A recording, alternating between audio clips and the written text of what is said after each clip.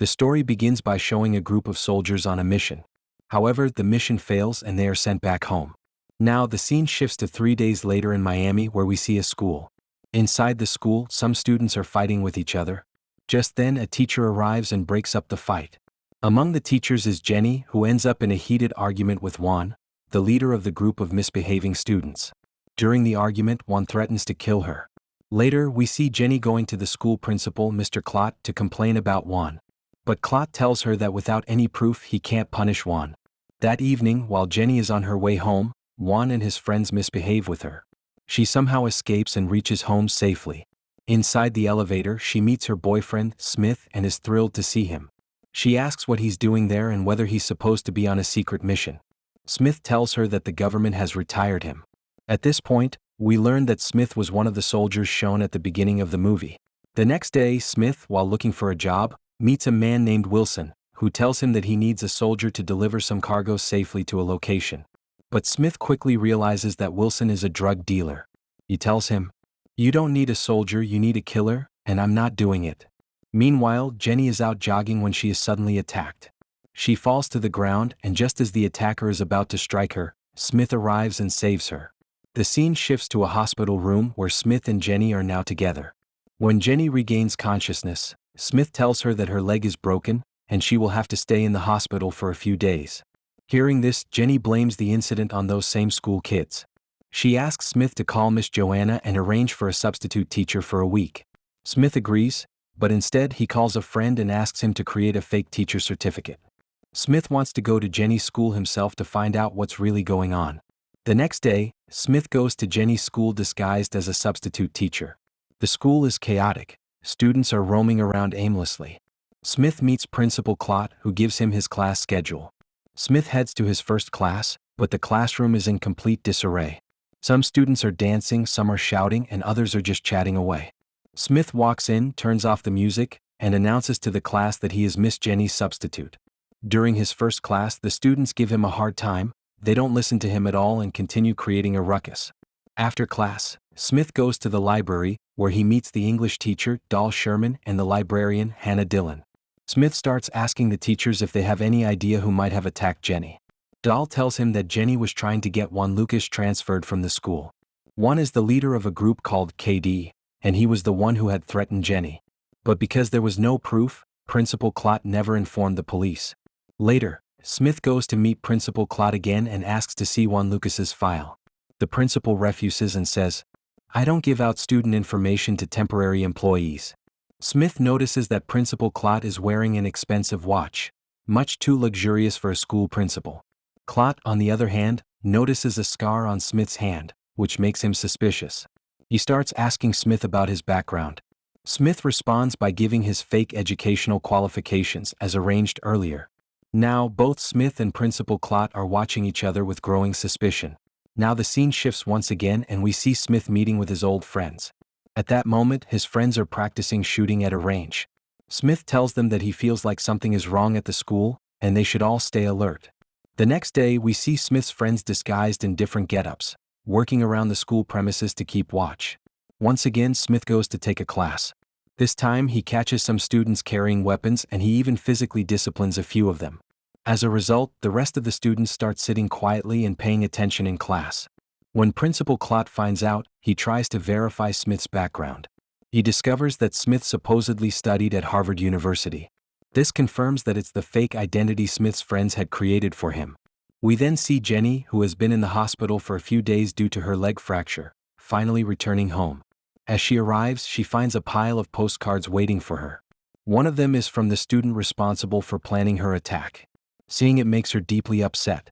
The next day, Smith returns to school to teach. Juan and his friends arrive late, so Smith punishes him by making him write "sorry" 100 times on the board. Smith handles all the students very well, and his words begin to influence them. Slowly, they start liking and respecting him. Later, we see that Principal Clot and Juan are secretly planning something together. Smith becomes suspicious and overhears part of their plan. After school, Juan and a few of his gang members try to ambush Smith. Seeing them, Smith runs into the library and takes them on one by one, throwing each of them out the window. Suddenly, one of the attackers shoots at Smith, but Smith survives because he had been wearing a bulletproof vest the entire time. Meanwhile, we see Doll Sherman visiting Jenny at her home. While there, he notices photos of Jenny and Smith together. Jenny tells him that Smith is her boyfriend and that he used to work in the military. After fighting off all the attackers, Smith returns home with food for Jenny. While they're eating, Jenny asks him, "So, where exactly do you work now?"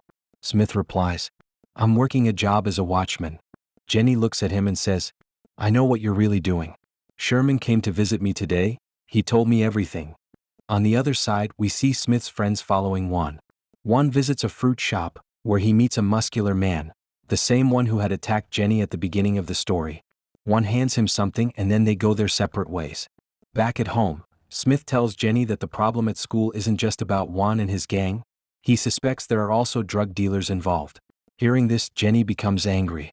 She says, "You've spent your whole life on secret missions, and now you've forgotten how to talk about real things. All I want now is for the children to be safe." Just then, Smith receives a call from one of his friends, asking him to come immediately. The story moves forward. We now see the muscular man waiting by a lake with another person. They seem to be expecting someone. Smith and his friend are watching everything from a distance. As soon as the deal starts, Smith and his friend attack. A violent fight breaks out and they take down all the men involved. Among the items recovered are large quantities of drugs and cash. Smith takes the bag full of drugs and throws it into the river. The next day, the news channels are reporting about the incident and the people involved in the drug deal. Principal Clot, watching the news from home, is visibly tense. Suddenly, he gets a phone call from a gang member in Florida who threatens him. "I want my money, or I'll kill you." Principal Clot quickly gets ready and rushes to the school, where he sees Smith making an announcement. In the announcement, Smith shares that the community has donated a lot of items for the students, including sports equipment and musical instruments. All the children are excited and happy after hearing this. Principal Clot, however, realizes that Smith must have used the drug deal money to purchase all those items. Later, we see a parent-teacher meeting being held at the school, with many people staying there until the evening. At that moment, a girl named Lisa approaches Doll Sherman and tells him that some boys outside are bothering her. Doll asks her to wait a bit. Once he finishes his work, Doll and Lisa head outside but are shocked to find that the school is locked up from all sides. They try to exit through the basement, but when they get there, Doll sees Principal Clot and Juan moving drugs. Seeing this, Doll immediately runs back with Lisa toward the school. Clot notices their movement and understands that someone must have seen them. He immediately sends Juan and some other boys to search the area. Doll quickly hides Lisa and tells her, "Don't come out. Later, tell Smith everything you saw." Meanwhile, Smith is driving home when a group of men starts chasing and shooting at his car. His car crashes due to the ambush. It turns out that Principal Clot had sent those men. He wanted Smith eliminated. The next morning, all the students are deeply upset, believing that Smith might be dead. But suddenly, Smith walks into the school, shocking everyone. He turns to Jerome and asks with a smirk, "Why is everyone looking at me like I'm a ghost?" Jerome responds by saying, "This morning, Principal Clot announced that you died in a car accident. And not just that, this morning, Doll Sherman was also shot in the head and killed."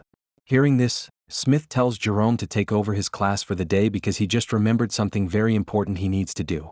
Seeing Smith alive infuriates Principal Clot, because despite all his efforts, Smith is still perfectly fine. Smith now fully realizes that he needs to catch the leader of this gang as soon as possible, or more innocent people like Doll will keep getting killed. He immediately goes to Wilson, the man we saw at the beginning of the movie, the one Smith had once approached for a job. At first, Wilson refuses to tell him anything, but when Smith roughs him up, he gives in and reveals everything. The gang leader's name is Johnny Glade, a cop who's secretly working with the QD group inside the school. It's then revealed that the cop is none other than Principal Clot himself. Meanwhile, we see Jerome taking Smith's class. That's when Lisa shows up and asks him where Smith is. She tells Jerome that she has something very important to tell Smith. Jerome and Lisa head to Smith's house, but when they arrive, Juan and his gang are already there. They capture Lisa, Jerome, and Jenny. Juan then forces Jenny to call Smith. Jenny, trying to remain calm, calls Smith and asks him to come home urgently. But from her tone, Smith realizes something is wrong. As soon as Smith arrives home, he disguises himself as a parcel delivery guy and sneaks inside. He sees that Jerome and Lisa are also there. Without wasting any time, Smith begins to take down the gang members one by one. Juan tries to kill Jenny, but just in time, Jerome shoots Juan and saves her. After the fight ends, Lisa tells Smith everything, all that they had seen in the basement that day. Now that Smith has learned the whole truth, he decides to plan one final mission with his trusted team. He tells Jenny that he might not make it back alive, to which Jenny replies that she will wait for him. Now we move toward the final action sequence of the movie. Smith and his team, fully geared up, head to the school. At the school, they find people extracting drugs from the basement. Just then, one of Smith's friends informs him that some people are approaching the school. Smith heads toward the gate and sees Principal Clot, Johnny Glade, and a few others getting out of a car. They begin talking to Smith. Meanwhile, when everyone's attention is on Principal Clot, a group of armed men sneak in from the back. Before they can attack, one of Smith's teammates, stationed on the roof, sees them and opens fire. And thus, an intense battle breaks out. Though Smith's team has only 4 to 5 soldiers, they are ex-military, and their skills outweigh the numbers of the enemy.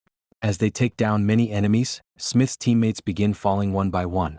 Due to bomb blasts and crossfire, the drug packets burst open, and drugs spread all over the area. On the other side, Principal Clot and Johnny Glade are about to kill Smith, when one of Smith's wounded friends, with a bullet in his chest, shoots Johnny Glade, killing him, before collapsing and dying as well.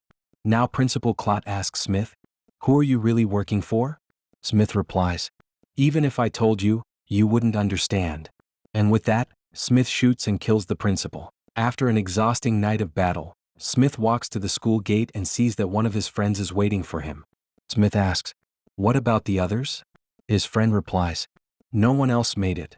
They both quietly walk away, heading home. And with that, this intense story comes to an end.